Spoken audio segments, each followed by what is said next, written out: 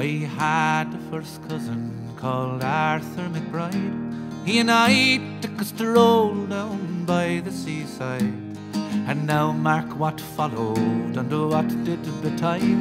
For it being on Christmas morning, all for recreation we went on a tramp, and we met Sergeant Harper and Corporal Cramp.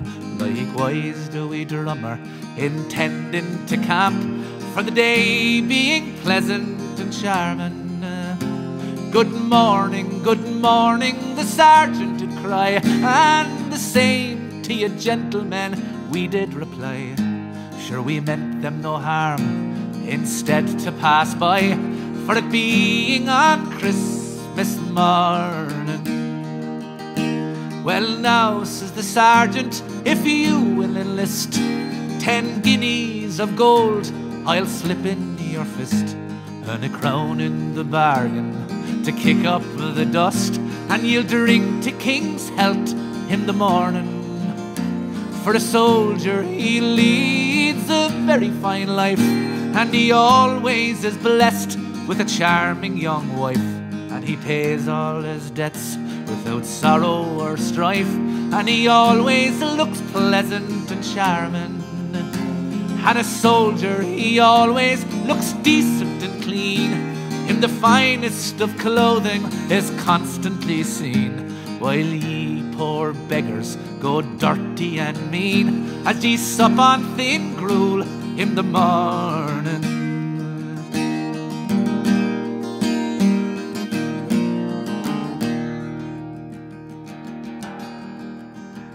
Says Arthur, I wouldn't be proud of your clothes.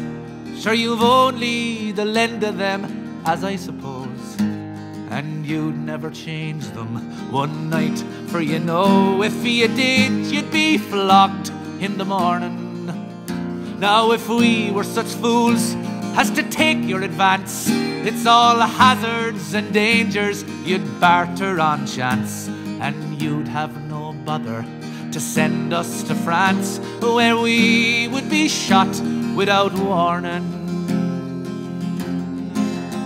And although we are single and free, well, we take great delight in our own company, and we have no desires, strange places to see. That's not saying your offer's not charming.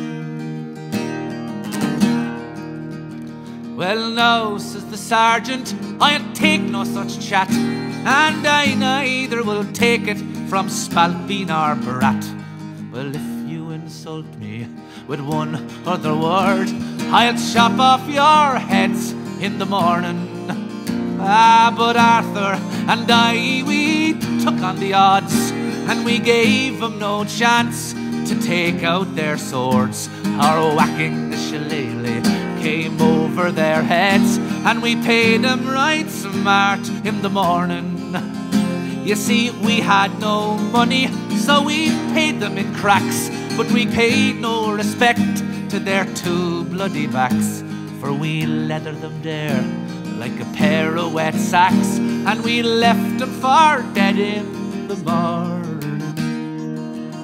As for the wee drummer, we flattened his pow, and we made a football of his rowdy-dow-dow, threw him into the ocean to rock and to row, and to bat him a tedious returning.